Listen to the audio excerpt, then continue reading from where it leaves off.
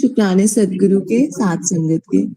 और तेरिया मेहरा दे करा मैं सदकी रोज, तेरिया मेहरा दे करा मैं सदके रोज।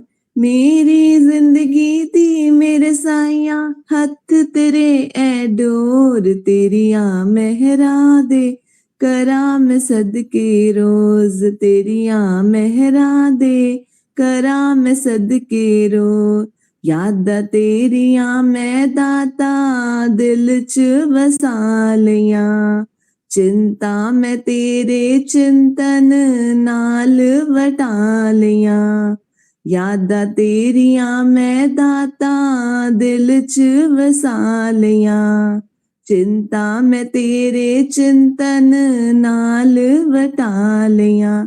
जिसने तेरा चिंतन कीता, जिसने तेरा चिंतन कीता, होया न डावा डोल, तेरिया मेहरा दे करा मैं सदके रोज, तेरिया मेहरा दे करा मैं सदके रोज। मेरी जिंदगी दी मेरे साइया हथ तेरे ए डोर, तेरिया मेहरा दे करा मैं सदके रोज। नशियां च नशा तेरे प्यार दा अनोखा है, जिसनू भी चढ़िया ओ जग विच सोखा है। नशियां च नशा तेरे प्यार दा अनोखा है, जिसनू भी चढ़िया ओ जग विच सोखा है। जिसनू नजरा नाल पिलाई, जिसनू नजरा नाल पिलाई, होया फिरे मदहोश, तेरिया मेहरा दे करा मैं सदके रोज, तेरिया मेहरा दे करा मैं सदके रोज। साडी लज लज पाला तेरे ही ते हथ वे, करी ना तू सानू कदे चरना तो वख वे। साडी लज लज पाला तेरे ही ते हथ वे, करी ना तू सानू कदे चरना तो वख वे। जे तू नजरा फेरिया दादा, जे तू नजरा फेरिया दाता, कख विना ना कोल, तेरिया मेहरा दे करा मैं सदके रोज, तेरिया मेहरा दे करा मैं सदके रोज। मेरी जिंदगी दी मेरे साइया हथ तेरे ए डोर, में तेरिया मेहरा दे करा मैं सदके रोज, तेरिया मेहरा दे करा मैं सदके रोज। हरिओम जी। शुक्राने सदगुरु के साथ संगत के सभी को हरिओम। अभी वाणी का श्रवण किया, मन मना भाव होके किया, क्योंकि हमें पता है जो भी यहाँ आते हैं श्रद्धा और विश्वास लेकर आते हैं, और जो श्रद्धा लेकर आते हैं तो श्रद्धावान लब्धे ज्ञानम, ज्ञान उन्हीं को ही लगता है जो श्रद्धा भी लेकर आते हैं और गुरु वचनों पर विश्वास भी रखते हैं। इतनी वाणी सुनी, अगर किसी के मन में कोई बात आ रही है, किसी के मन में कोई दुविधा चल रही है, तो पहले उसको निकाल लें। है किसी के मन में ऐसा? किसी को वाणी में कुछ कोई बात बहुत अच्छी लगी हो? क्या अच्छा लगा?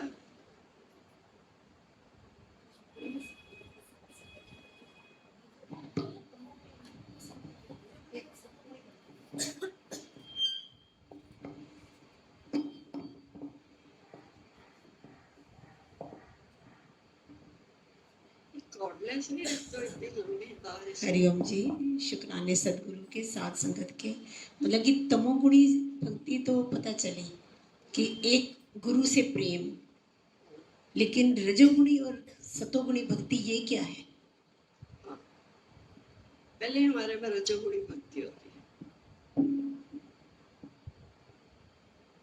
जिसमें हमारी भक्ति में भी हलचल होती है कि अभी मुझे भक्ति करनी है, अभी मुझे जोत जगानी है, अभी मुझे ये करना है, ये नियम निभाना है, ये करना है ना।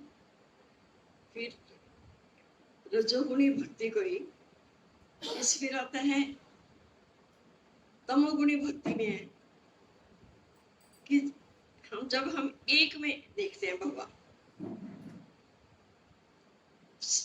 देखो हर सब सही है। पहले रजोगुण था हमारे में, हलचल थी, वो किसके लिए थी? अब संसार के लिए तो नहीं थी ना। तमोगुणी भक्ति कहा तो हलचल भी किसके लिए थी? जैसे दिखाते हैं, नहीं नहीं आज वो देवी माता के मंदिर भी जाना है, आज वो शिव जी पर जल चढ़ाने भी जाना है, आज वो गणेश चतुर्थी भी है, आज ये भी है, आज वो भी है। सभी तरह के हथकंडे बना रहे थे, पर कर किसके लिए रहे थे? कर तो भगवान के लिए रहे थे। अच्छी बात। वो रजोगुणी भक्ति से ही, जब वो हमारी भक्ति कोई भी हो, लेकिन जब भक्ति की प्रकाष्ठा हो जाती है, भक्ति की क्लाइमेक्स हो जाती है, फिर जाकर हमें कहीं सदगुरु मिलते हैं। अब सदगुरु मिले, एक सदगुरु के मिलने से क्या होता है? भाई यही मेरा घनी साईं है, यही मेरा सब कुछ है, मुझे इसमें तो भगवान दिखाई देता है। हाँ ऐसा था, मुझे जरूरी भी है। हर चीज की अपनी महानता है ना। रजोगुणी की अपनी महानता, तमोगुणी की भी महानता, क्योंकि है तो सारे गुण। तमोगुणी बोला तो इसका मतलब गुण तो इसमें भी था ना, कि हमने अब एक सदगुरु मिल गया, या ऐसा कोई व्यक्ति विशेष मिल गया कि जिसमें हमने पूरी श्रद्धा रख ली कि अगर दुनिया में कोई है, अगर कोई भगवान है तो मेरा गुरु है। सभी के साथ ऐसा होता है कि गुरु से ऊपर तो कोई है ही नहीं, हमारा गुरु हमारे लिए विशेष हो जाता है। बहुत अच्छी बात है। पर ये क्या है? ये हमारी पूरी भक्ति नहीं है, ये तमोगुणी भक्ति, कि हमने एक व्यक्ति विशेष में भगवान देख लिया। पर अब गुरु ने क्या किया? सत्संग में आते ही आते गुरु ने हमारी तमोगुणी भक्ति को सतोगुणी भक्ति में बदल दिया। अब सतोगुणी भक्ति क्या है? कि सर्व में पेखे भगवान।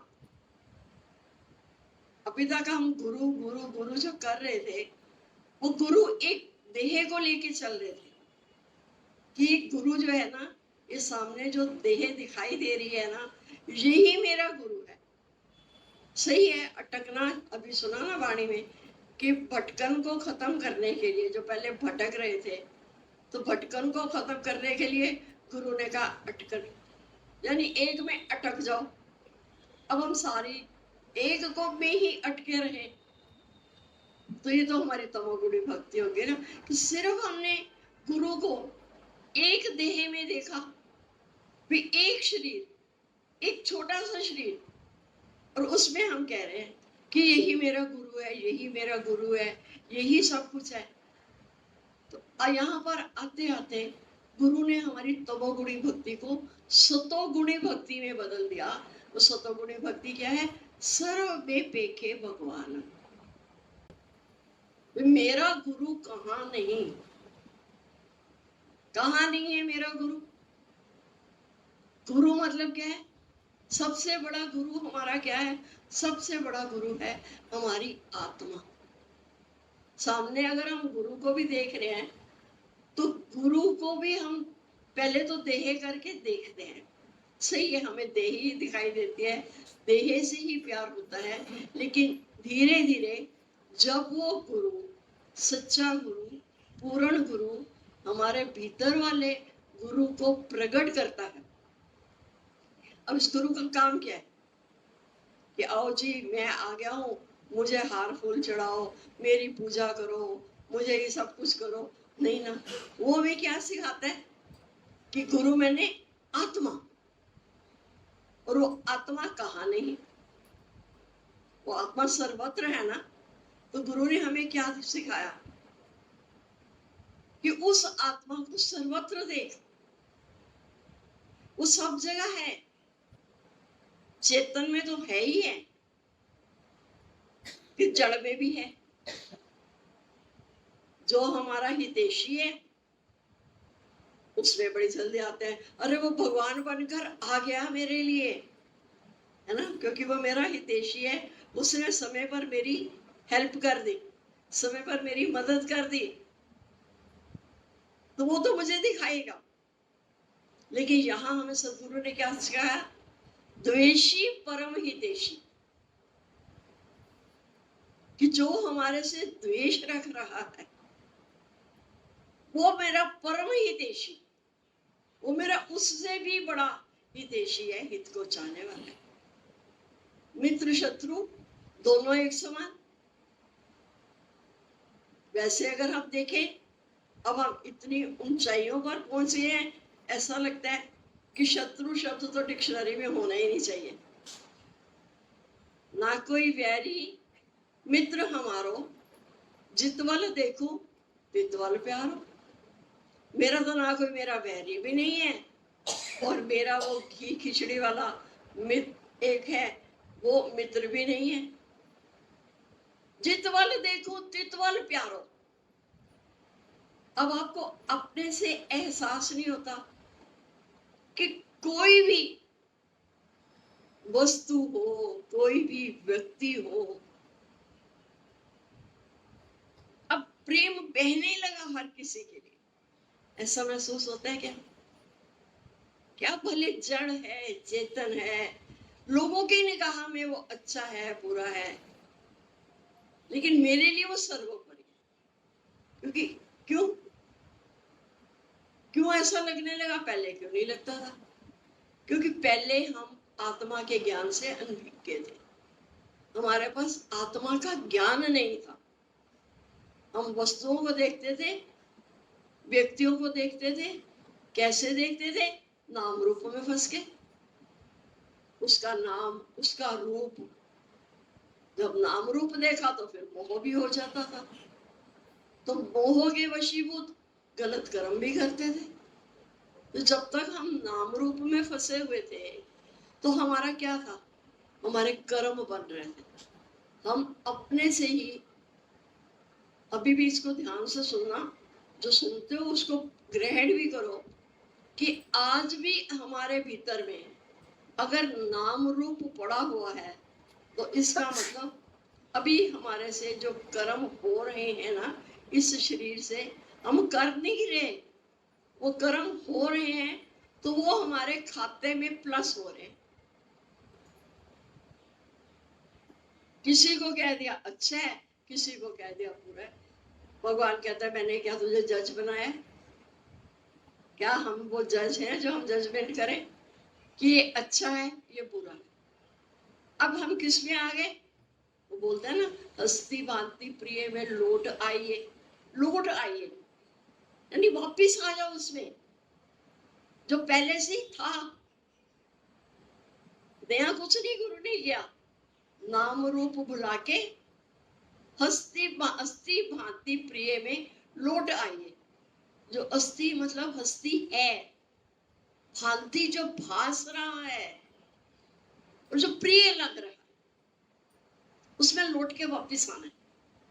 यानी था तो वो पहले से ही, पर हमें उसका पता नहीं था, क्योंकि हम उसकी भीतर की तह तक नहीं पहुंचे हुए थे। अब अगर हम सागर के किनारे भी जाएं, सागर में हमें दिखाई दे रहा है, ऊपर ऊपर से सब दिखाई दे रहा है, कि हमने नाम भी रख दिए, अरे ये झाग है, ये बुदबुदे हैं, ये लहरें हैं।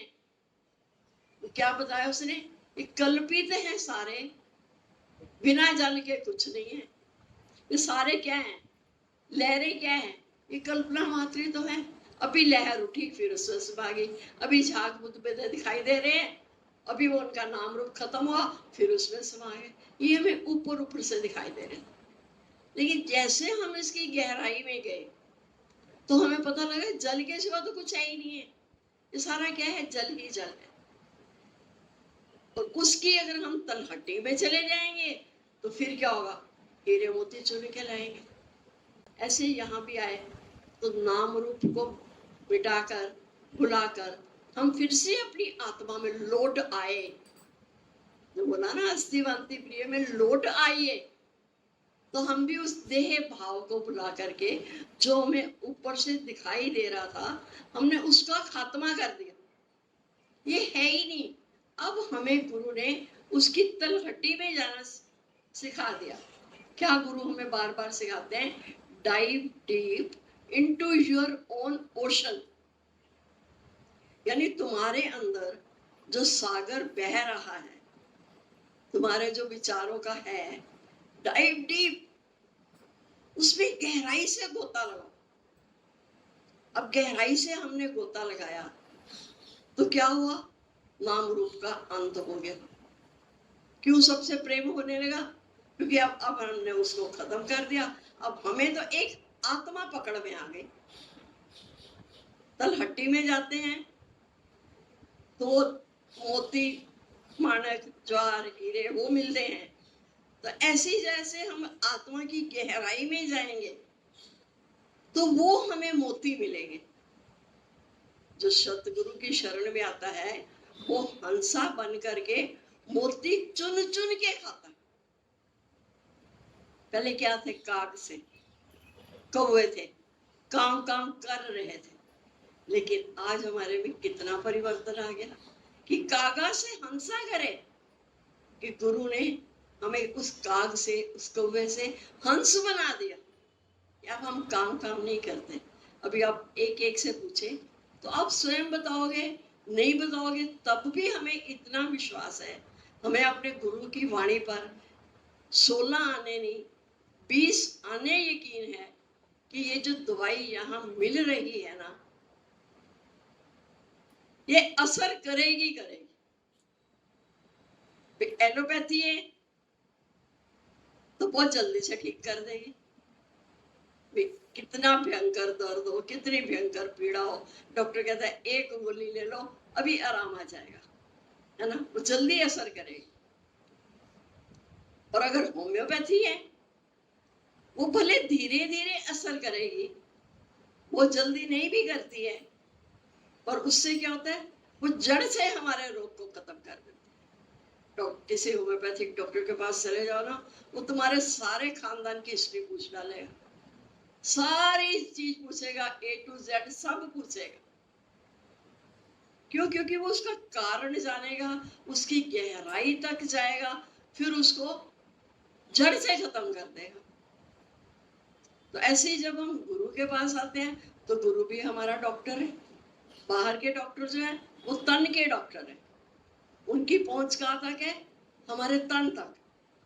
पर ये जो सदगुरु आते हैं ये कौन से डॉक्टर है? ये हमारे मन के डॉक्टर है। और एलोपैथी, होम्योपैथी और इनके पास क्या है? सिम्पैथी। आया समझ?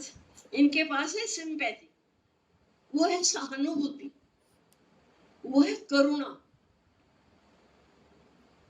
गुरु झट से पहचान लेता है कि जैसे वो चावल की देग में से एक चावल का दाना निकालो तो पता लग जाता है ना कि भी चावल देग गली के नहीं, एक चावल के दाने से। ऐसे ही हमारे एक बात करने से गुरु हमें पकड़ लेता है कि अभी इसके भीतर में क्या चल रहा है। तो गुरु को वो जो सिंपैथी है, जो सहानुभूति है, उसके लिए फिर गुरु को डर नहीं है। माँ को बच्चे से प्रेम है, सहानुभूति है, तो माँ उसको थप्पड़ भी लगाती है। क्यों? क्योंकि माँ ने उसका भविष्य संवारना है। ऐसे जब सदगुरु ने हमारा भविष्य संवारना है, क्यों? क्योंकि हमने श्रद्धा भी रखी, और अभी श्रद्धा के साथ क्या सुना? दूसरा शब्द क्या था? समर्पण। क्योंकि जब हम आते हैं इस गेट के से, हम भीतर आके बैठते हैं तो हमारा समर्पण हो जाता है, गुरु के प्रति समर्पण। वो 16 आने भी नहीं, वो 20 आने, चाहे मेरा गुरु साहेब मेरे साथ कुछ भी करे, गुरु छिड़के मुझे प्यारा लगे, गुरु का गुस्सा मूंग दाल से भी मीठा, क्योंकि जब हमने अपना समर्पण कर दिया तो अब तो गुरु ने क्या किया कि वो लकड़ी हाथ में आ गई। वो लकड़ी जो नदी में बह रही थी, इतना बड़ा उसका तना, वो पानी को रोक रहा था, अच्छा भी नहीं लग रहा था। वो एक कुशल कारीगर के हाथ में आ जाए तो कुशल कारीगर क्या करता है, उसको काट पीट के एक सुंदर सी नाव बना देता है। अब नाव क्या करती है, नाव सुंदर लगती है, वो पानी में जाती भी है और औरों को भी साथ लेके जाती है, खाली नाव नहीं चलती, वो औरों को भी साथ में लेके जाती है। ऐसे ही गुरु ने भी हमें क्या किया, हम भी ऐसे ही आए थे। जब हम सत्संग में आए थे तो हम भी ऐसे ही थे। हम खुद भी देखने में, जब हमारे मुंह से दुर्गंध आती थी, सुगंध तो कम आती है लेकिन दुर्गंध आती थी। दुर्गंध कौन सी, कि भगवान ने इतनी सुंदर हमें जीवा दी थी, किसके लिए, अपना गुणगान करने के लिए। लेकिन हम उस जीवा को लेके क्या कर रहे थे, पर निंदा, पर चर्चा। अगर आप अपने से पूछो तो यही कर रहे थे ना। लेकिन अब जब हम सतगुरु की शरण में आ गए, हमने अपना समर्पण कर दिया, चाहे मारे चाहे राखे, चाहे काटे चाहे पीटे, अब गुरु तेरी मर्जी बोलती है ना, अब तो तेरी मर्जी है, क्या तेरी मर्जी है, अब तू कुछ भी कर। तो फिर गुरु ने जब उसको उस मोटी लकड़ी, मोटे तने को नाव बनाना है तो काटे पीटेगा भी, क्योंकि उसने, तने ने अपना समर्पण कर दिया ना कि अब कुछ भी कर, अब मैं तेरे हाथ में आ गया, कुशल कारीगर के। ऐसे ही हमारा सतगुरु जो है ये भी बहुत कुशल कारीगर है कि हम कैसे आए थे। अपना पहला दिन याद करें तो हमें तो याद है कि हम कैसे आए थे, संसार से भरे हुए आए थे। मन इतना उलझा हुआ था, उलझा हुआ था, और इसी मन ने हमें परेशान किया हुआ था। अब देखो एक एक बात की गहराई में जाओ कि मन में अगर हम कोई बात थी, कोई विचार थे, कोई कुछ थे, वो हमारे वास्तविक नहीं थे। वो जो हमारे मन में विचार आ रहे थे वो हमारे वास्तव में विचार नहीं थे। वास्तव में, क्योंकि हमें पता ही नहीं था कि मैं वास्तव में हूं कौन। जब मुझे यही नहीं पता कि मैं हूं कौन, तो मैं तो जो लेबल लगा लगा के घूम रहा था उसके अनुसार मेरे मन में विचार आ रहे थे। अब वही विचार मुझे दुखी कर रहे थे, क्योंकि मेरा वो वास्तविक स्वरूप था ही नहीं। इसीलिए हम दुखी हुए। सच्ची बात है। दुख, अब दुख भी तेरे, बोलते ना, सुख भी तेरे प्यारे हैं तो दुख भी तेरे प्यारे हैं, क्योंकि उन्हीं वजह से, उसकी वजह से हम दुखी हो करके हम चाहते थे ऐसा कोई ठिकाना मिल के कि जहां जाकर मेरे मन को शांति मिले। लोग शांति को पाने के लिए, शांति को ढूंढने के लिए कहां कहां, वो घने जंगलों में, वो पहाड़ों में, वो कहां कहां जाते हैं कि शायद वहां जाकर थोड़ी मन को शांति मिले। लेकिन हम इतने इतने भाग्यशाली हैं कि हमें तो गृहस्थ में रहते रहते ही, गृहस्थ को छोड़ने के लिए गुरु ने नहीं कहा कि गृहस्थ छोड़ दे। किसी को बोला आज तक कि गृहस्थ छोड़ दे? इसी गृहस्थ में ही हमें गुरु ने हमारा कल्याण कर दिया। क्यों गुरु नानक दास ने बोला, गुरु नानक देव ने, गृहस्थ में जो रहे उदास, नानक हम ताका दास। कि सबसे ऊंचा आश्रम हमारा कौन सा है? गृहस्थ आश्रम। क्योंकि इसी में ही हमें थपेड़े खाने पड़ते हैं। वही आम वाला हिसाब, वही आम जब डाली के साथ लग के पकता है उसका स्वाद क्या है, और वही आम जो मसाले में पकता है, दोनों में फर्क है ना। तो हमें गुरु ने ऐसा बनाया कि गृहस्थ में रहते रहते हमारा मन उस मधुसूदन में लग जाए। उसके लिए ही गुरु ने हमें सारा आत्मा का ज्ञान दिया। बार बार बोला भगवान कृष्ण ने अर्जुन से, अर्जुन तुम मुझ में मन वाला हो, तुम मुझ में मन वाला हो। कितना उसका मन उलझा पड़ा था, कितनी उसके अर्जुन के मन में विक्षेपता था, कितने संशय प्रभु पड़े हुए थे कि मैं अपने वालों को कैसे मारूं, अपने वालों को कैसे मारूं। इतना महान योद्धा होते हुए भी भगवान कृष्ण ने कहा ना कि अर्जुन, इससे पहले भी तूने कितने युद्ध किए, तब तो तेरा मन विचलित नहीं हुआ, लेकिन अब विचलित क्यों हो रहा है? क्योंकि अब तेरा मोह निकल आया। तो मोह के वशीभूत होकर के जो वो क्षत्रिय था, जो उसका धर्म था। क्षत्रिय का धर्म क्या है? युद्ध करना। क्षत्रिय का धर्म क्या होता है? युद्ध करना। कि तू क्षत्रिय होकर अपने धर्म को ही भूल गया है। कैसे अर्जुन ने उसको पकड़ लिया, फट से उसको पकड़ लिया कि अब इसका मोह जागृत हो गया और ये मोह के वशीभूत ये युद्ध करना नहीं चाहता। अब वो देख रहा था, अर्जुन की नजर कौन सी थी? देह वाली। वो सबको देह करके देख रहा था कि ये मेरे कजिन है, तो ये मेरे गुरु है, तो ये मेरा फलाना है, तो ये मेरा फलाना है। वो देह करके देख रहा था। अब देह करके देखोगे तो मोह होगा ही होगा, लेकिन उसी देह में ही गुरु ने, उसी देह में भगवान कृष्ण ने उसे आत्मा का दीदार करा दिया कि इसी देह में ये जो तुझे दिखाई दे रही है ना, ये देह क्या है? ये नश्वर है।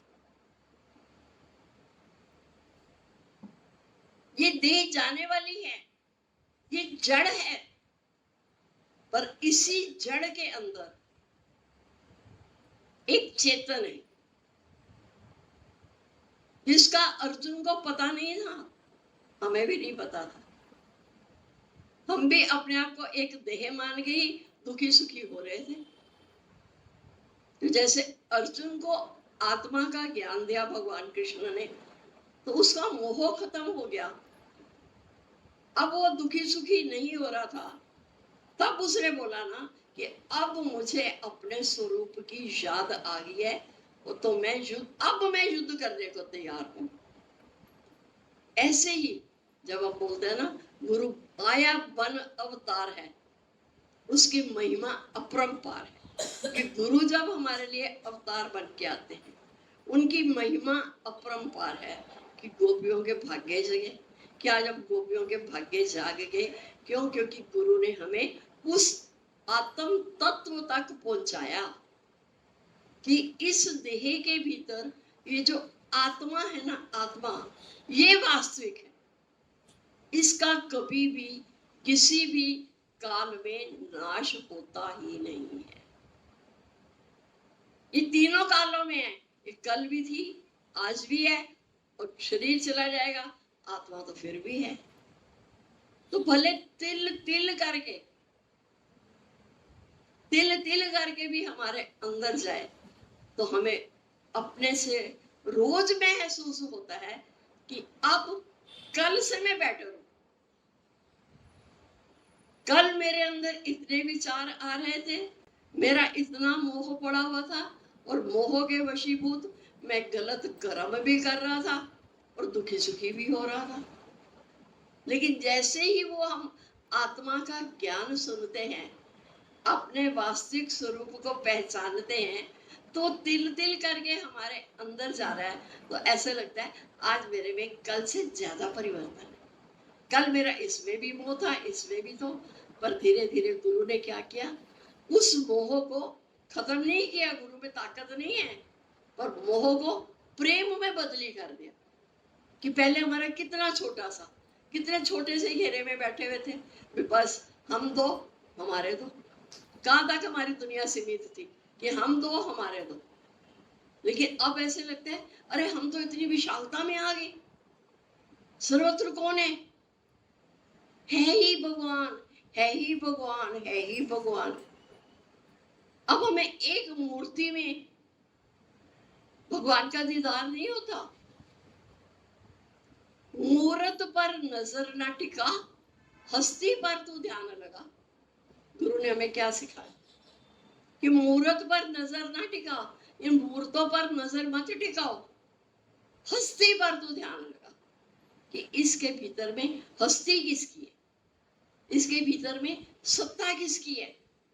तो जैसे जैसे हम उस सत्ता को, उसकी हस्ती को, अब उसकी हस्ती अच्छी लगने लगी, इसमें हस्ती है तो हरि की है, इसमें है कौन, है ही भगवान, है ही भगवान।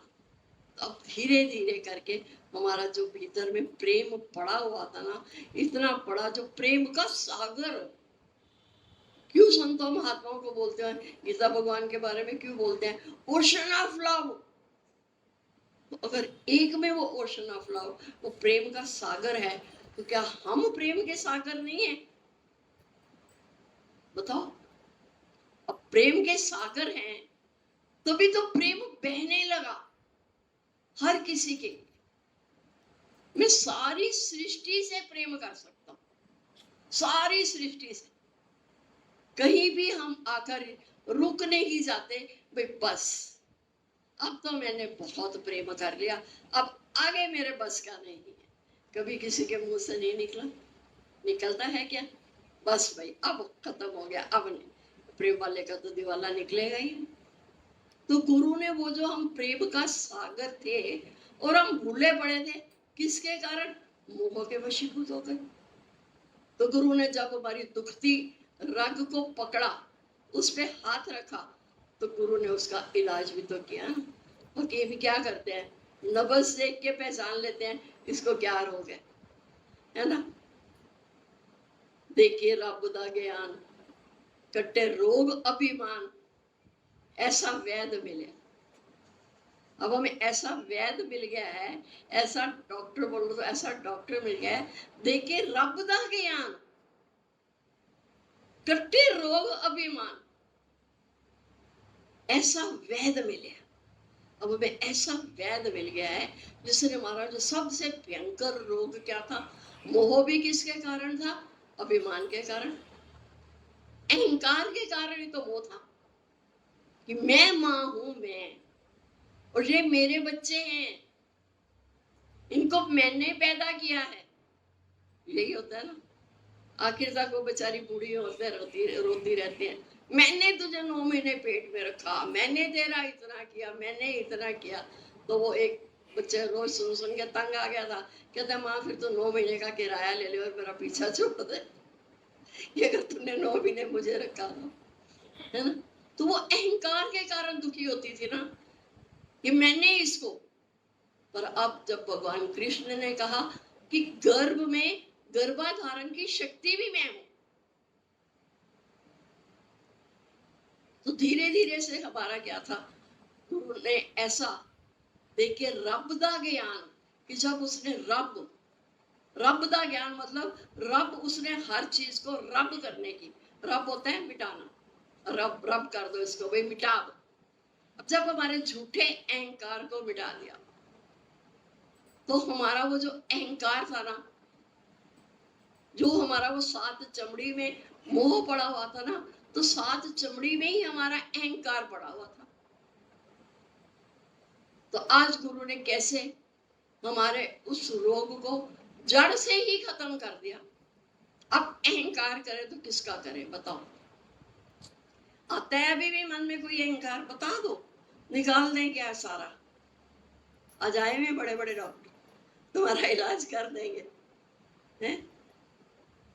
तो गुरु ने हमारी दुखती रग को पकड़ लिया कि इसको कुछ भी नहीं है, ये जो इतना दुखी हो रहा है, फलाने ने ऐसा किया, उसने ऐसा किया। अपने दुख से दुखी नहीं थे हम, औरों के सुख से भी दुखी थे। हमारे दुख का कारण केवल हमारा दुख ही नहीं था। दुखी क्यों थे? क्योंकि औरों के सुख के कारण हम दुखी थे। तो गुरु ने जब हमारी नब्ज को पहचान लिया, हमारे रोग को पकड़ लिया, कहते हैं ना अभी भी भाई पता ही नहीं लग रहा है ये किस वजह से तकलीफ आ रही है, पर एक बार कहते हैं अच्छा डॉक्टर मिल जाए ना, एक बार डायग्नोज हो जाए ना, अच्छे से बीमारी का पता लग जाए ना, कारण क्या है, फिर तो इसका इलाज है। अभी थोड़े दिन परसों चौथ की बात ही है, बता रही थी महीने से 1 महीने से परेशान थी। वो स्किन में ऐसी प्रॉब्लम आ गई थी, जहाँ खारिश करती थी, खून ही खून निकल रहा था। तो सब डॉक्टर बोल रहे थे एलर्जी है, एलर्जी है, एलर्जी है, नहीं ठीक हुई। फिर बताया किसी ने वो स्पेशलिस्ट है स्किन का, उसके पास जाओ, वो बहुत से आना है। जब उसके पास गए तो उसने बोला एलर्जी नहीं है, ये तो इन्फेक्शन है, इसका कारण इन्फेक्शन है। अब जब रोग उसकी पकड़ में आ गया, अब उसका ट्रीटमेंट शुरू हुआ, तो 2 दिन में ही फर्क पड़ गया। तो ऐसे ही गुरु को भी पता लग जाता है कि इसके अंदर अभी क्या चल रहा है। तभी बार बार गुरु कहते हैं अपनी बात करो, अपनी बात करो। जब हम अपनी बात करते हैं तब गुरु उसके रोग का निवारण करते हैं। और सर्व रोगों की औषधि, सारे रोगों की एक ही औषधि है, सिर्फ एक ही बात है, वो आपको अपने मन को पहले शुरू में बार बार सुनानी पड़ेगी कि मैं देह नहीं, मैं आत्मा हूं। क्योंकि सारा पसारा देह का है, सब कुछ देख लो। जितने भगवान कृष्ण ने द्वंद्वी जोड़े बनाए बताए गीता में, वो सब इस देह के, जन्म मरण मान अपमान लाभ हानि सुख दुख, जो सर बनाया सब इस देह का बनाया। आत्मा की तो बात ही नहीं करी, आत्मा की बात में बात करी। पहले उसको द्वंद्वी जोड़े बताए, इस सब तेरे देह के हैं। यहाँ भी गुरु ने अब हमें पकड़ दिया कि ये, अब हम कहते हैं दुख सुख जग वाला व्यापे ना कोई। अब दुख सुख हमें संसार वाला जो है ना, वो टच नहीं करता। गुरु ने आकर बताया कि तू देह है ही नहीं, तू तो है आत्मा। ये देह तेरी विकारी है, इस देह में सारे विकार हैं। तो इतने सारे विकारों सहित विकार निकलेंगे नहीं, पर तू विकारों सहित निर्विकारी आत्मा है। तुझ आत्मा में एक भी विकार नहीं। जब गुरु ने वो निर्विकारी आत्मा को हमारे हाथ में दिया, हमें पकड़ाया, तो तब धीरे धीरे हमें अपने स्वरूप की याद आई।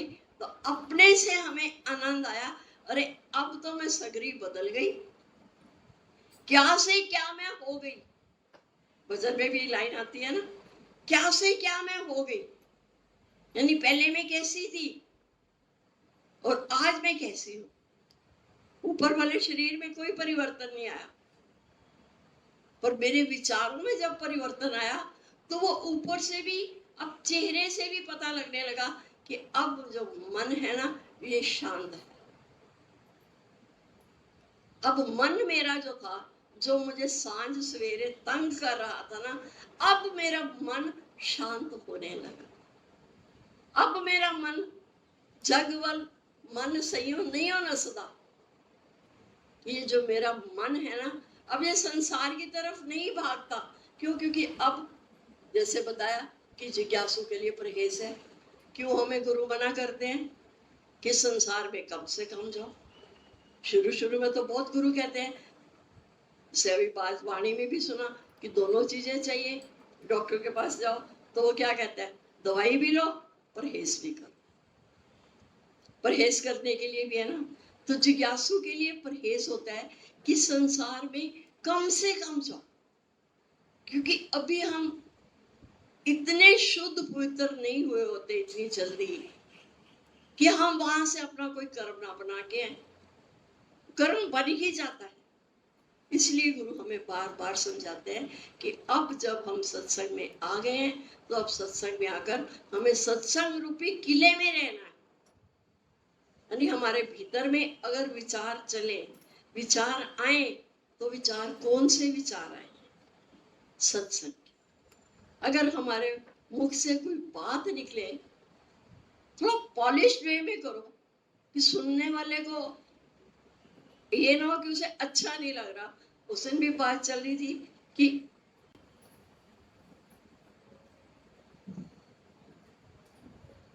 सत्संग में, सत्संग की बात अगर किसी को अच्छी नहीं लगती है, तो हम उससे ज्यादा सत्संग भी मत निकालें।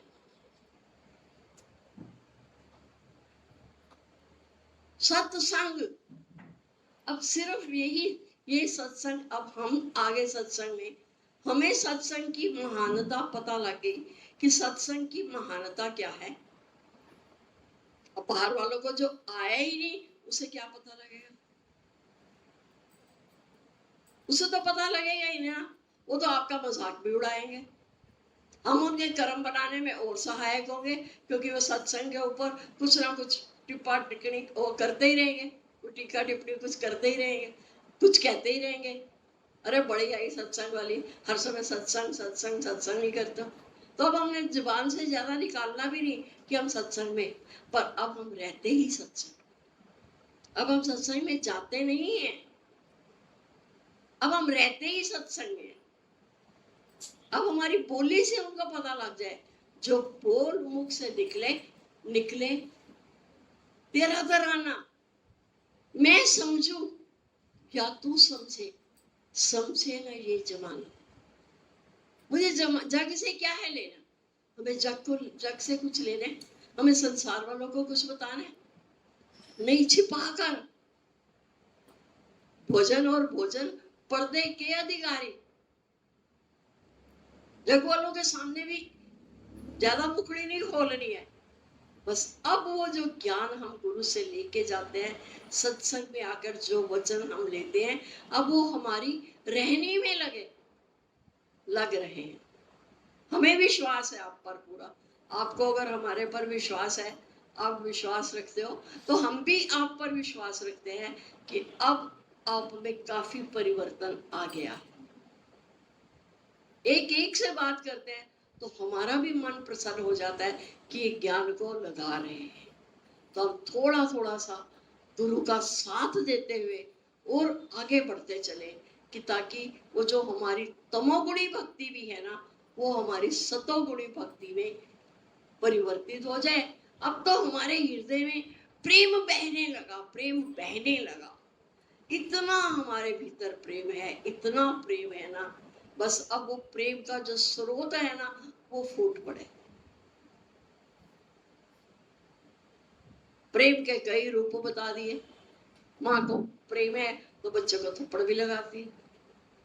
ऐसे अगर किसी को हमें उस मोह की दलदल से निकालना है, भले हमें एक दो कड़वे शब्दों का भी इस्तेमाल करना पड़े, कोई बात नहीं। किसी को ऊपर उठाने के लिए अगर हमारे पर कुछ छींटे पड़ते भी हैं तो भी कोई बात नहीं। किसी को हमने ऊपर उठाना है, वो अपना गुरु तो अपनी ऊंचाइयों पर है, वही है ना, वो तो ऊंचाइयों पर है। लेकिन अगर धरती पर कोई गिरा हुआ है तो उसे उठाने के लिए गुरु को भी वहां तक झुकना पड़ता है जहां वो गिरा पड़ा। तो ऐसे हमारे गुरु भी अगर आज हमारे साथ ऐसा ना करें, सिर्फ हमें प्यार प्यार प्यार से ही हमारा सब कुछ करते जाए, तो प्यार प्यार करते करते तो वो क्या होगा कि पत्थर को प्यार किया तो वो क्या बन गया? मंदिर की सीढ़ी। सीधा पत्थर जो मार नहीं बर्दाश्त कर पाया वो क्या बन गया? मंदिर का जो सीढ़ी है, सीढ़ी का पत्थर बन गया।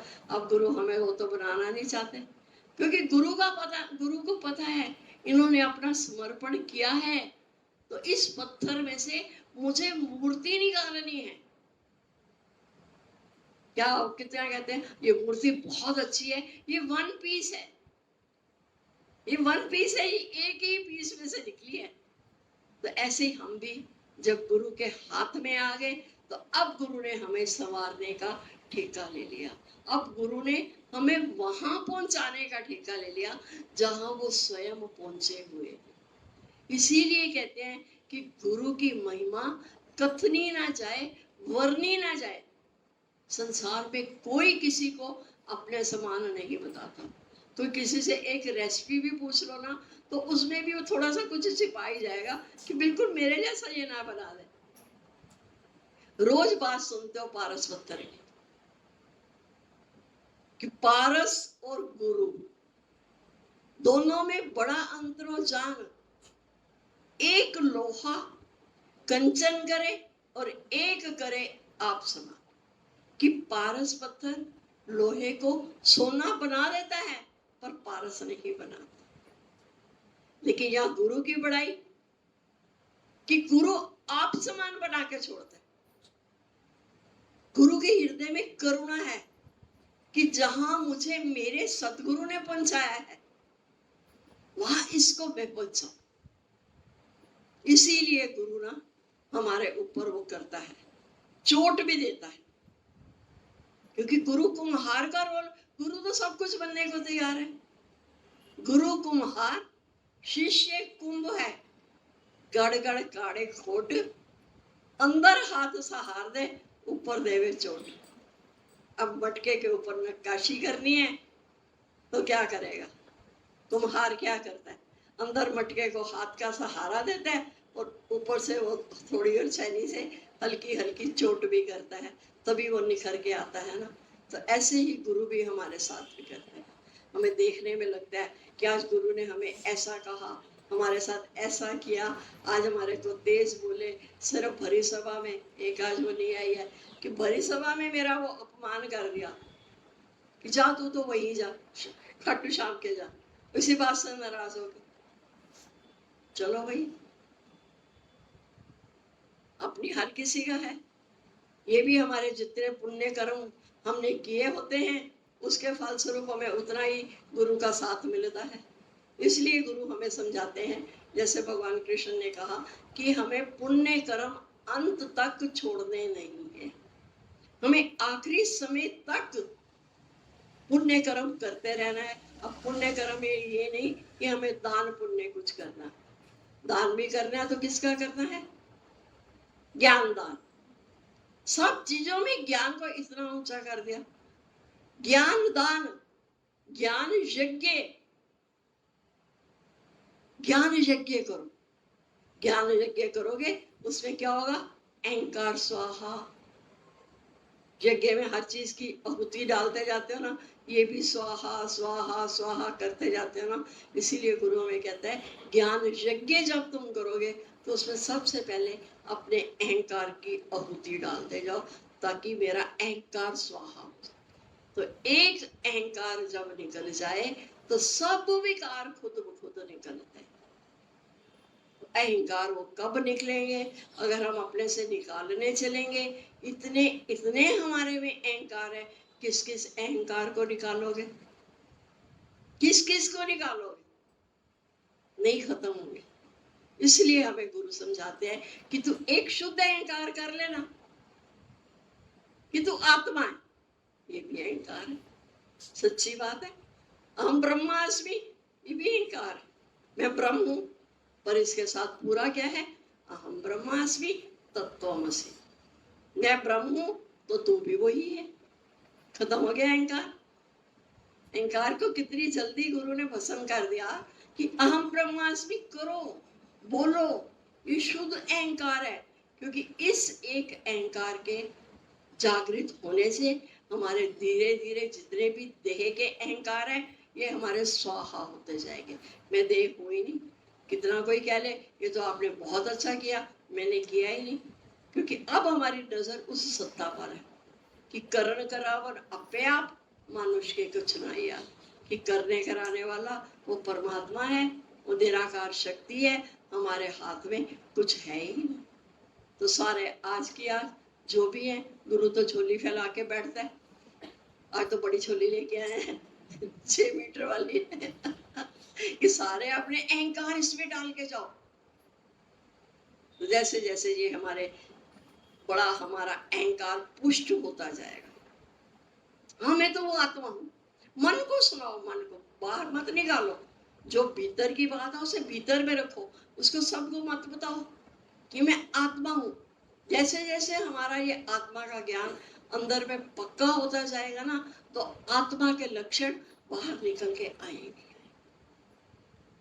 भीतर भी इसका उच्चारण करो, आई एम दैट, मैं वो हूँ। चलो मैं वो नहीं, पर मैं उसका बेटा ही सही। तो बेटा कैसा होता है? अपने पापा जैसा। बेटा अपने पापा जैसा ही होता है ना। तो मैं अगर उसका बेटा हूँ तो मैं कैसा हूँ? मैं अपने पापा जैसा। तो आई एम दैट, मैं वो हूँ। तो फिर सब कौन है? सब वही है। फिर हमारी देखो, हमारा गुरु ने यहाँ सत्संग में आके कितना कुछ कर दिया। हमारा द्वैत का ऑपरेशन कर दिया बिना पाई पैसे। आंख में मोतियाबिंद उतर आए तो दो दो दिखाई देते हैं ना, तो ऑपरेशन करवाना पड़ता है। तो यहाँ भी हमें जो दो दो दिखाई दे रहे थे, तो झगड़ा ही सारा उसमें था, तू मैं। ये दुई वाला झगड़ा खत्म हो गया। अब दुई वाला झगड़ा खत्म हो गया। अब मैं ही मैं तो हूँ। अब मैं किससे द्वेष में किससे करूं, जब सब जगह है तेरा धाम, जब सब जगह तू ही है, तो मैं द्वेष किससे रखूं। जो हो रहा है, जैसे हो रहा है, उसको एज इट इज स्वीकार करते चलो। अपनी उंगली चलते पंखे में डालोगे तो उंगली कटेगी। ऐसे ही ये भगवान कृष्ण का ये जो सुदर्शन चक्र चल रहा है, कि नाम भी कितने सुंदर दिए ना देने वालों ने, सुदर्शन चक्र।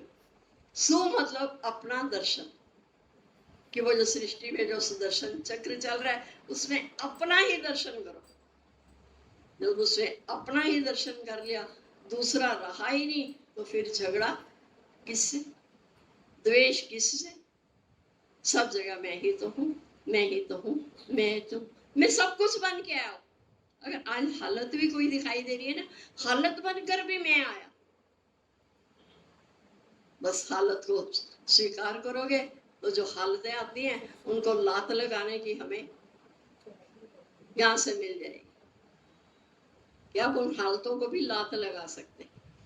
मुश्किलें आए तो मुश्किलों से कह दो, ये मुश्किलें बड़ी हैं, तो इन मुश्किलों से बड़ा मेरा खुदा है। कोई मुश्किल चीज दिखाई देती है ना, तो ये कितनी भी मुश्किल है, और इससे बड़ा मेरा खुदा है। इन मुश्किलों से कह दो मेरा खुदा बड़ा है। वो खुदा कौन है? मैं स्वयं ही हूँ। अब मेरे पास कोई समस्या ही नहीं है, तो मुझे समस्या का समाधान भी नहीं करना है। अब मेरे भीतर में धीरे धीरे वो मोक्ष की इच्छा जो है वो प्रबल होती जाएगी। जैसे जैसे वो इच्छा प्रबल होगी, मेरा मोह खत्म होता जाएगा, जो सब रोगों की जड़ है। अब रोगों को हमने जड़ से ही खत्म कर दिया। अर्जुन का मोह भी भगवान ने खत्म किया, जड़ से खत्म किया। ऐसे ही हमारे सदगुरु भी हमारा जो सातवीं चमड़ी में मोह पड़ा होता है ना, उसको खत्म कर देते हैं। क्योंकि आठवीं चमड़ी में गुरु का प्रेम जाता है। आठवीं चमड़ी में गुरु का जब प्रेम गया, तो हम सात चमड़ी के मोह से परे हो गए। जब मोह ही नहीं है तो दुख ही नहीं, क्लेश भी नहीं है। Nothing is new under the sun. ऐसा तो होता ही है, ऐसा तो संसार में होता ही है। कोई बात नहीं, अगर कोई बात आती है, आंख में तो आंसू आ भी जाते हैं, तो कोई बात नहीं। आंख का धर्म है आंसू बहाना, आंख ने आंसू बहा लिए, पर मेरे भीतर में कोई शिकायत नहीं। परमात्मा से शिकायत है किसी को? कोई बताओ, है कोई शिकायत? रश्मि खत्म होगी, सब शिकायतें है ही नहीं। ऐसा तो होता ही है, संसार में होता ही आया है। कल भी हुआ था, आज भी हो रहा है, कल फिर होगा। कोई बात नहीं। अब हमारे पास ज्ञान है, तो हम ज्ञान की तलवार से अब हम हर जो आ रही है दुख तकलीफ आ रही है उसको काट सकते हैं। ये जो आत्मा का ज्ञान है, ये सोने की तलवार है, इससे बिगड़ता भी कुछ नहीं है, और हमारे सारे दुख रोग क्लेश इनका खात्मा हो जाता है। तो अब हमें फिर क्या गुरु कहता है, मेरा वांगू नचो नचो है ना। अब मेरा मन जो है ना, ये अंदर आनंद में झूमता रहता है। बाहर से भले आप डांस करें ना करें, पर अब मेरे मन में तो कोई विक्षिप्तता नहीं है। अब मैंने अपने आप को गुरु के वचनों से पूरी तरह से बदल लिया है। मैं पूरी तरह से बदली गई। अब वो मेरी तमोगुणी भक्ति को मेरे गुरु ने सतोगुणी भक्ति में बदल दिया। तभी मुझे आनंद आने लगा जब मैंने सर्वत्र उसका देखा। हर समय महसूस करो, मेरे गुरु की दो आंख मेरा पीछा कर रही है। मुझे कोई नहीं देख रहा, पर मेरे गुरु की दो आंखें मेरा पीछा कर रही हैं। जब ऐसा विचार आएगा, हमारे से गलत कर्म कोई होगा ही नहीं। गुरु है मेरी आत्मा, वो भीतर वाला मेरा परमात्मा तो जान रहा है ना, वो तो मेरे भाव देख रहा है ना, कि मेरे भाव क्या है। बस वो हमारे भाव सत्संग में आते आते वो भाव अब हमारे शुद्ध होने लगा, वो प्रेम बहने लगा हर किसी के। हमारा सत्संग में आना भी सफल हो गया, हमारा संसार में आना भी सफल हो गया। और जब हम संसार से जाएंगे तो ये शरीर जाएगा, मैं जाऊंगा ही नहीं। अम्बोआमी युगे युगे, मैं हर युग में आता हूँ। भगवान कृष्ण आते हैं, उन्होंने भगवान कृष्ण ने अपने आप को आत्मा करके जाना, सारा आत्मा का उपदेश दिया। तो मैं भी आत्मा हूँ, मेरा कभी किसी काल में नाश होता ही नहीं। तो आज ही मेरे सारे दुखों की निवृत्ति और परमानंद की प्राप्ति हो गई। सतगुरु मिले, मेरे सारे दुख बिसरे, भीतर के पट खुल गए। और है ना, ये ज्ञान भी सारा भीतर का है। जितना जितना इसको भीतर लेकर जाएंगे तो हमारा ये सारा ये रजोगुण कैसे हमारा गुरु ने परिवर्तित करते हैं। जो हो रहा है रजोगुण है तो भी अच्छा है, तमोगुण है तो भी अच्छा है, सतोगुण तो अच्छा है ही है। ठीक है, इसमें किसी को कुछ पूछना हो, किसी की कोई बात हो, है किसी के भीतर कोई बात चल रही?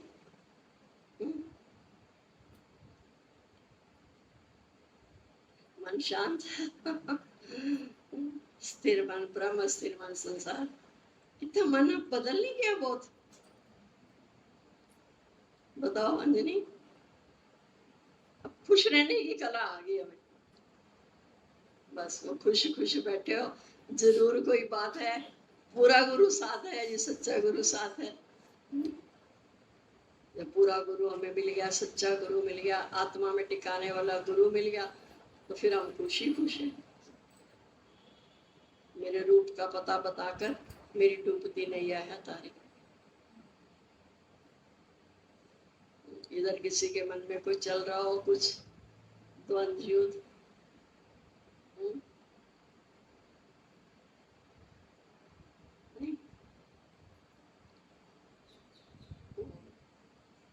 सुन के जो सांप है ना मुग्ध हो जाता है ना। ऐसे ही ये जो हमारा मन है ना, ये भी आत्मा की जब बीन सुनता है ना तो ये भी शांत हो जाता है। अच्छा लगता है सुनना आत्मा का ज्ञान, क्योंकि सारी अपने स्वरूप की बात होती है ना। बहुत बहुत शुक्राने आप लोगों के कि आप हमारे गुरु की वाणी को बड़े प्रेम से, बड़े ध्यान से सुनते हो, श्रद्धा भाव रख के सुनते हो। और हमें इतना विश्वास है अपने सब बच्चों पर कि सब बच्चे आगे बढ़ रहे हैं, तरक्की कर रहे हैं और अपने जीवन में लगा रहे हैं। ठीक है, चलो किसी की बात हो तो ठीक, नहीं तो सुचेता।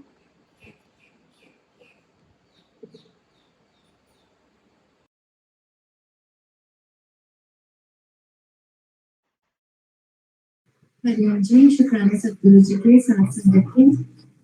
मेरे साहिब है रंगरी चुनरी रंगदारी, मेरे साहिब है चुनरी रंगदारी, मेरे सतगुरु है रंगरी चुनरी रंगदारी, मेरे सतगुरु है रंगरी चुनरी रंगदारी।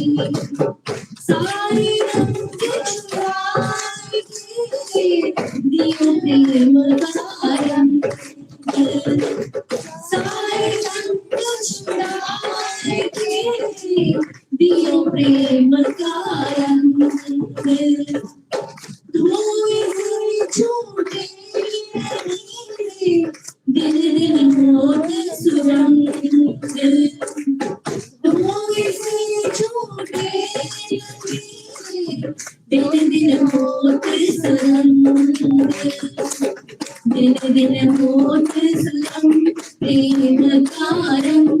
चुनर मोरी रंगदारी, साहिब है रंगरी चुनर मोरी रंगदारी, मेरे सतगुरु है रंगरी चुनर मोरी रंगदारी।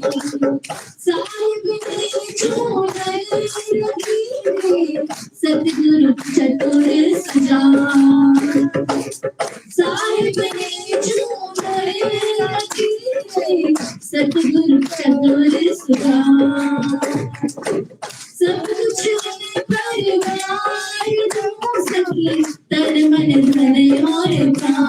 सब कुछ होने पर वार तू सखी तन मन धन और मान प्रीतम चतुर सुजान तन मन मान चुनर अड़ी रंगारी मेरे साहिब है रंग रे चुनर मोरी रंगारी मेरे सतगुरु है रंग रे चुनर मोरी रंगारी कहीं कभी हुए से तुझ पर बड़े दया